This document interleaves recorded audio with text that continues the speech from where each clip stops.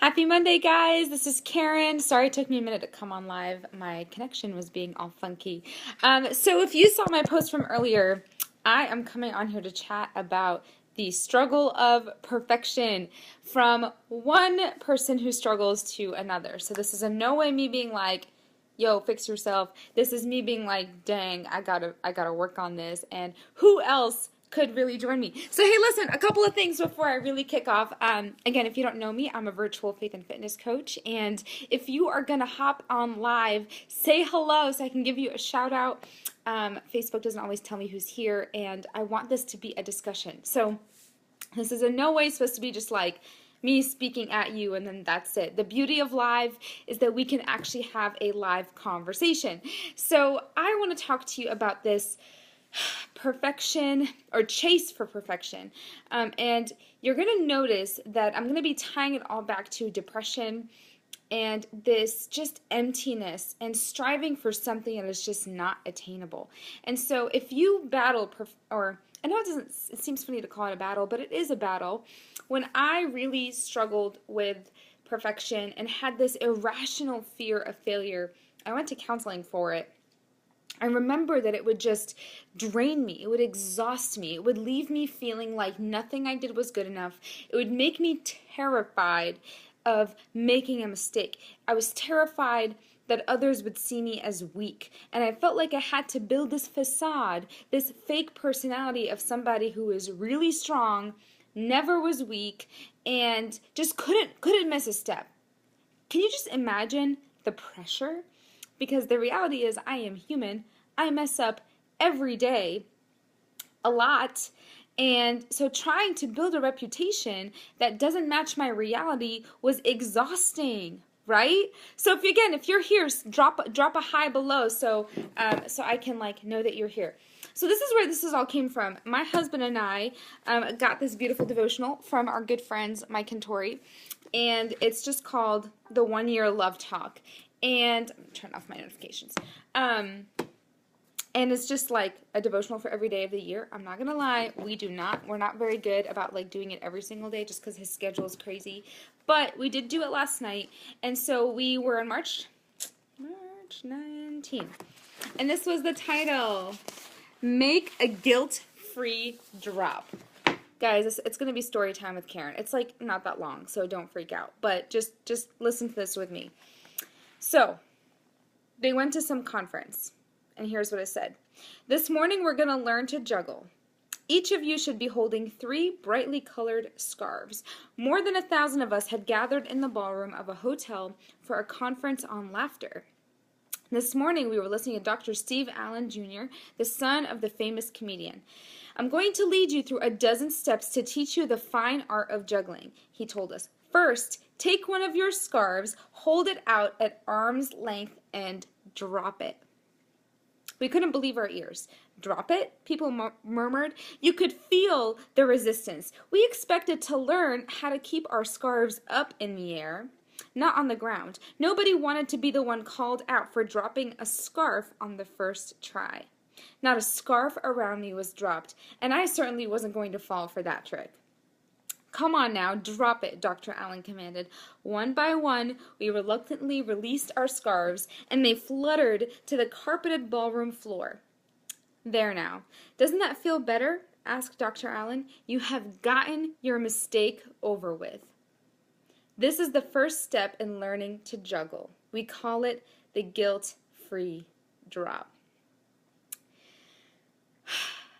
All right, you ready? You're not perfect. I am not perfect, and that's okay. That's okay. God is not seeking perfection from us. He can use us despite our imperfection. He just asks for us to be willing and obedient and available and to just simply show up with excellence. And as Graham was reading this last night, I was really kind of reflecting back to the past where I felt like there was this crazy, unrealistic expectation that I had to be perfect all the time. And if only I knew that there was this guilt-free drop. Drop the scarf. Make the mistake. Know that you're going to make a mistake. Know that it's not all or nothing. Know that you can't be on your game at all times, and it's okay. So if you're somebody tonight who battles perfection, or feels like you're constantly chasing after perfection, I want to tell you tonight that it's not what you should be chasing. You just chase Jesus. Like, if you chase perfection, you're going to attain it in all the wrong ways. It's not even attainable, but you're going to be doing it in all the wrong ways, and what you're going to get is depression and exhaustion. You know, when Graham was talking to me after we were having a small discussion, and he said, you know, that especially in medical school, everybody feels like they have to be on their game all the time. Nobody wants to show weakness. Nobody wants to fail. And people are burnt out, mentally exhausted, and depressed all the time. Hi, Priscilla. Hi, Jonna. Hi, Crystal. So, and I was listening to him, and I was like, yeah, I can imagine, like, if I was a doctor and I was constantly among a sea of other doctors and nobody's talking about their weakness and everybody's constantly like, look at me, I'm so good at this and I'm so good at that, and suddenly you feel like you can never be weak, you can never make a mistake, God forbid. I mean, I get it. When doctors make mistakes, it could be crucial, like, I get it. But we're human.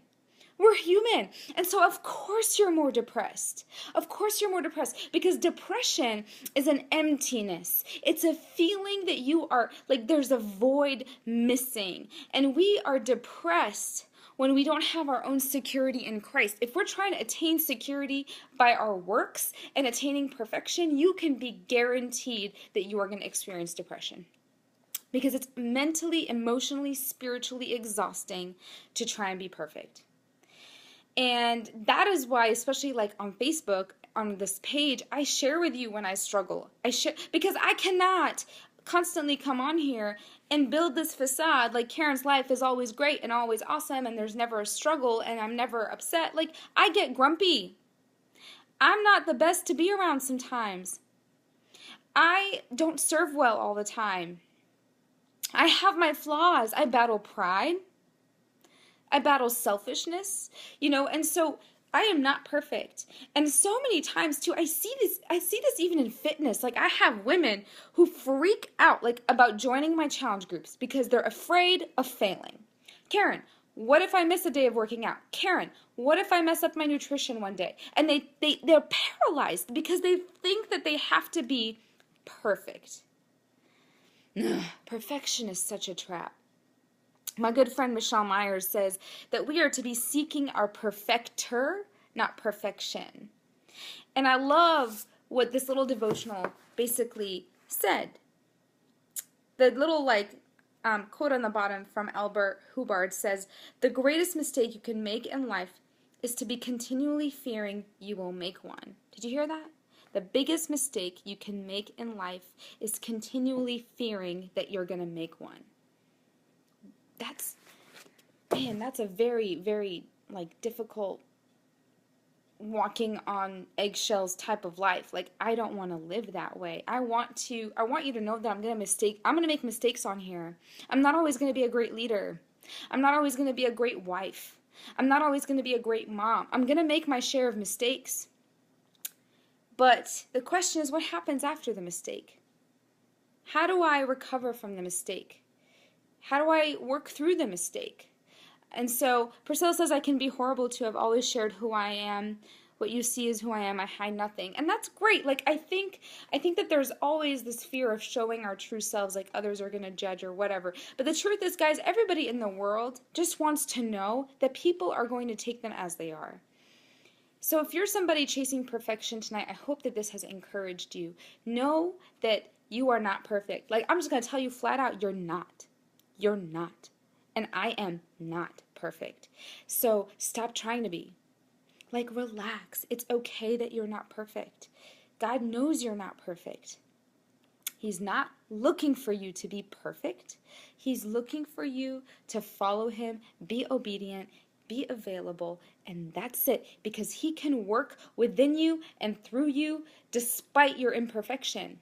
Is that a new sweater? Really, Sarah? I love you. I'm talking like super deep stuff and you're over here like, Karen, I like your sweater. Thanks.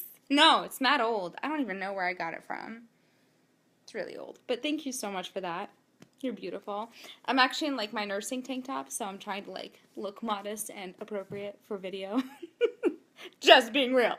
So, look at all you guys coming on here now, but I'm not preaching, I'm teaching.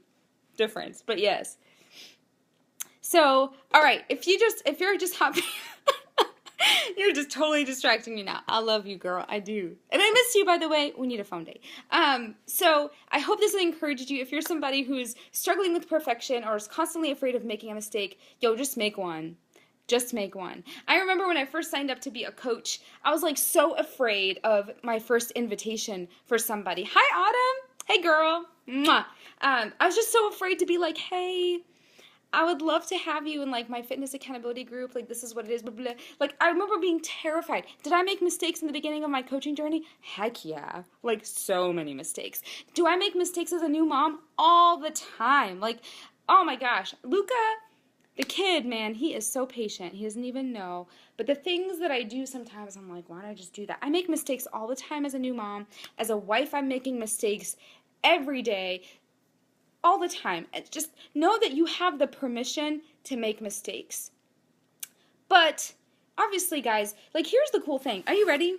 You ready for this? So I think I mentioned this before, actually, but I'll say it again because it's so important. If you're constantly worrying about making a mistake, you're going to make a mistake. Period. If all your energy is on what not to do, you're going to end up doing it. Again, you steer where you stare. You steer where you stare. So if you are staring at like failure, at whatever the fear is that you have, you're gonna steer in that direction. You just are. It's just gonna happen. So instead of focusing all your energy on I can't do this, I can't do this, I can't do this, focus all your energy on this is what I want to do. This is the positive. This is what I'm actually working toward. Right? So whatever that mistake is, what's the opposite of it? And then focus on that. Focus on that. You know, I often tell that, like I said this before, I often say this to people who struggle with alcohol or drugs or whatever. They're just constantly like, I can't drink, I'm not going to drink, I'm not going to drink. All you're thinking about is drinking. Like your mind is infused in drinking. Like that's not going to push you to not drink. Think about what you could be doing other than drinking. Right? Like that's what you should be focusing your energy on. And so that's what I want to sort of encourage you with is if all you're doing is thinking about like your fear of making a mistake, your fear of not being perfect, man, like you're going to exhaust yourself. People are not going to want to be around you. You're going to be self-consumed by you, and you're going to miss out on blessings and relationship and freedom. Thanks, Jenny. Hi, girl. Yes, amen, Priscilla. I see you, sister. And so, you know, that's shift your mindset. Just shift it. Stop thinking about that and think about life. Think about what it is you want to do. Same thing with, like, I love using fitness because it's easy to kind of understand. If all I'm thinking is, I can't eat that cake, I can't eat that cake. First of all, change your words. Instead of I can't, I choose not to. It's just more empowering. If that's all I'm saying, what if you just say, I can't wait to have some frozen grapes, right? Like, if that's what I'm focusing on, that's where I'm going to steer. So just think about it from that mentality. If you make a mistake, get back up. It is not the end of the world. Get back up. Get back up. I love the story of Peter in the Bible. Guys, he denied Jesus 3 times. Like, Peter is the epitome of he failed. Hashtag epic fail. Like, so rough. But you know what Peter did when Jesus died and then rose from the dead and came back to the disciples and Peter and they were fishing and he went back to what he knew? When he saw Jesus at the shoreline, he jumped out of the boat and went to him. Like, he wasn't hiding in shame of his mistakes and his failure. He understood that Jesus, man, he was filled with grace and redemption, and he was going to redeem him, and so he ran toward him. So stop running away from God when you make mistakes, thinking like he doesn't want you, and you get stuck in that shame and in that guilt. That is not Jesus, that is Satan. That is not truth. Shame is not where God wants you to be. That's not why he died for you and me. That's not it. He wants you to experience freedom that is only found in him. And so I know that I just went from perfectionism to depression to a million other places, but I hope you see the theme. There is a theme in all of this. So if you are a sister battling depression tonight, look at your seeking for perfection. Look at it, because it's always a very subtle, hidden root of depression that I don't think many people realize. But if that's all you are trying to attain, you will be depressed because it is not attainable. So pursue excellence. Excellence is very different from perfection. Read on it. Excellence is showing up every day and giving the best that you can with whatever you have that day. The best of you, the best of you that day. The best of Karen running on 8 hours of sleep is going to look different from Karen's best on 4 hours of sleep. But is it still excellence? Yes. Because if that's how I show up, that's what I'm going to do. I'm going to give my best. And that's it. And when you are looking at God and when you're seeking Him and you're fixed on Him, you're going to make mistakes less. You are. Like, seriously, really think about this. Like, if you start to fill your mind, ready?